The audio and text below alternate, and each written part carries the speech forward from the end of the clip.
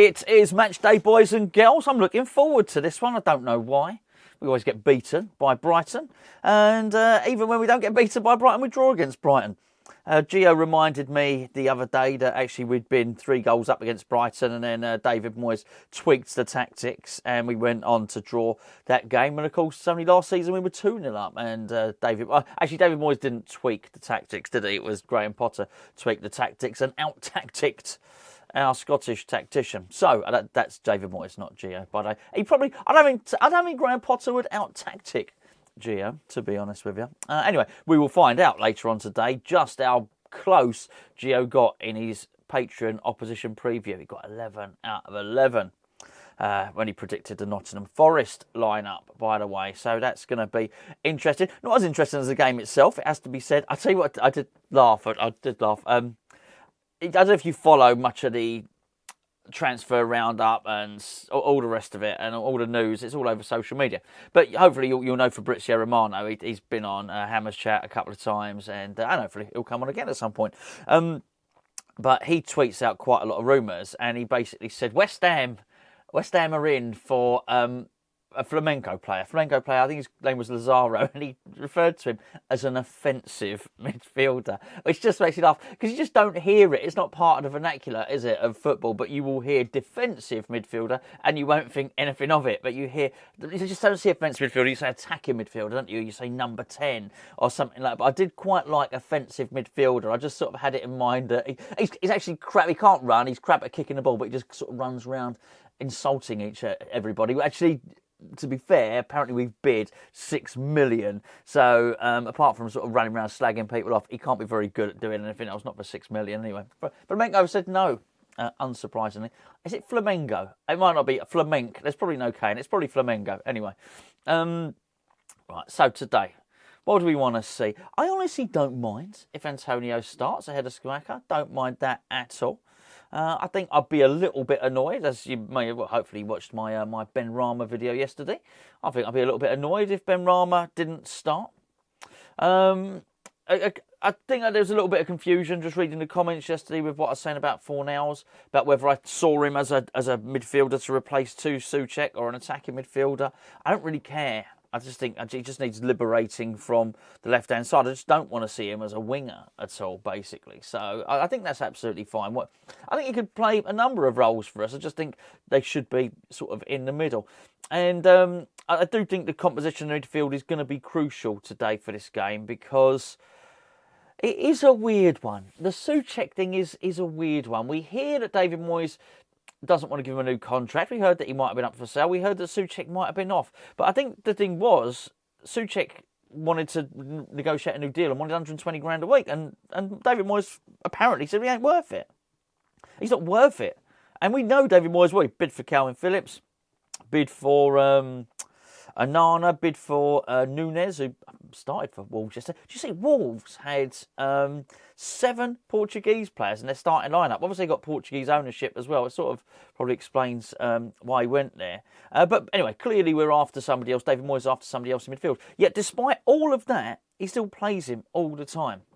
And I did think he was close to getting goals against Nottingham Forest. What did concern me, though, was when Scamacca played, they occupied the same space. I actually think if you're playing Scamacca, you don't really need Souček. You've got that guy, you've got that focal point, you've got the tall guy in the middle, and probably you're better off sort of sacrificing the big fella in midfield and getting somebody in there who can actually pass and move. Bit of a shame for Flynn Downs, because he had a poorly toe, he had a sore toenail or whatever it was, and I'm not mocking him, but I'm sure he was properly injured, no doubt about it. But I think had he have played against Freiburg, I think he would. How can I say this without insulting anyone? It's hard to. Oh, now I'm going to become an offensive midfielder. I think it wouldn't have been hard against Freiburg to be the best midfielder, and I think had Flynn Downs have played, I think he probably would have played better than Lanzini, Souček, and Coventry. And had he done that, he might have put a little bit of pressure on David Moyes, I think, to get ready and get into the team for today. There are some decisions to make, though. He's got a few. I don't think the left The left wing position, I think, is an easy one, but for David Moyes, maybe it's not. Look, historically, he hasn't always fancied Ben Rama. No one's looking at the Cornet transfer and saying, is he a David Moyes signing? I think everybody's quite happy that Maxwell Cornet has been signed by David Moyes. So, you've got one of his signings there who's got an assist in the week versus somebody he hasn't traditionally fancied, but it's not a case of Ben Rama. I hate it when people say that he's never let anyone down. Well, that says nothing. That just means you've been average. No, but that's not what I'm saying about Ben Rama. Ben Rama's been excellent. So when you produce excellence, you clearly deserve to keep your place.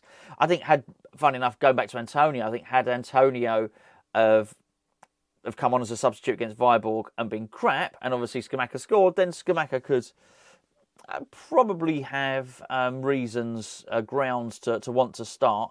But David Moyes has been at pains to play him down, saying he'll get better. Don't expect too much too soon. And just those sort of words, I think Antonio starts, don't have a problem. As I was mentioning yesterday, the competition for places, got to be a good thing. I mean, Scamacca scoring put the pressure on Antonio to have to sort of come on and score. Bowen, looking forward to seeing him today. Look, if whatever front line we have, so even if it's Bowen, Scamacca and Cornet, or Ben Rama, Antonio and Bowen, they should be able to cause them problems. That's why the composition in midfield is so important. Hopefully, we've got enough centre-backs there now to try and at least put a little something interesting together. A little something interesting, little recipe, mix something up a bit. Whatever he wants to do, Keira, and I think probably is Keira and one other, isn't it? We should sort of hope it would be Zuma because he's had a little rest against Viborg. Shoe-in with Soufal on the right-hand side. And I guess the last... Actually, it's not the last decision because there's a goalkeeper decision to be made. I guess the decision on the left back. I think he will choose Cresswell. And I get that. That's absolutely fine. I just think possibly if you... One of the reasons why Cornet and Ben Rama played so well down that left-hand side, as I mentioned in a previous video, is they weren't having to cover for the full-back. I think, Cresswell's great delivery and decent going forward, obviously. Gets targeted a bit defensively. I think if you play Johnson there, he doesn't really get targeted. That'd be interesting to see what David Moyes does there. And obviously the goalkeeper, as I just mentioned. But Look, I think it's funny actually. I looked at the odds and we're still favourites. I don't know how they've worked that out because I went to put a bet on and we're still favourites. There's no evidence. Where do they get this stuff from, the bookies? There's no evidence at all. Brighton are above us in the league and we just haven't beaten them in a long, long time. They've got our number yet still somehow we're favourites. That being said, I do think we can beat them. I really do. I know what Gio was saying when I said there's sort of pressure on them because they were the underdogs. And Gio was saying, yeah, but Graham Potter will just come out and say things like West Ham are a great team. They finished back in European positions back-to-back and the London Stadium and all the rest of it. I know he'll say that to the press, but actually just a little bit of cockiness, a little bit of complacency from his players. I'm hoping for that. I'm not saying it will necessarily happen. I'm hoping for a little bit of that, which gives us something because we've got to be motivated. Funny old results in the Premier League. Like Fulham winning. I'm not surprised Palace beat Villa.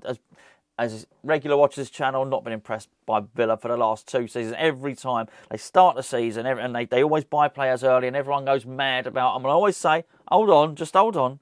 Let's just have a look. I'm far from convinced about Steven Gerrard. Anyway, so I'm not surprised that Palace beat them there. But I think Southampton beating Leicester, I certainly wasn't expecting that. So look, we need to start getting some points on the board because I do think it's going to be a topsy-turvy season. I think you might well find that there are 4 clubs that excel, and then I think the rest might be a much of a muchness in that sense. When I say much of a muchness, I don't mean Fulham are going to get the same points as Chelsea. That's not what I'm saying. But I think there's going to be a lot of other clubs sort of losing games and the rest of it. So losing a couple of games is not going to be the end of the world, but we probably need to start winning now, and now would be a really good time to do it because I think that's actually, because it's Brighton, there's relatively low expectations, but I also think Moyes hasn't really got anywhere to go. He can't lose to Potter again. It's a really awkward one for him. People refer to it like a bogey team, like there's some superstition, like there's some witchcraft or there's something like that. But, I think realistically, it's hard to say that just to palm it off and say, Brighton are your bogey team. No, you've been stitched up. You keep on getting out outthought by a very, very clever and canny manager. So I don't mean outthought. You know, I think we do put a lot of effort in. Everybody does. I said, one missing ingredient though. Maybe what we need, just to really get that extra edge over Brighton, is an offensive midfielder.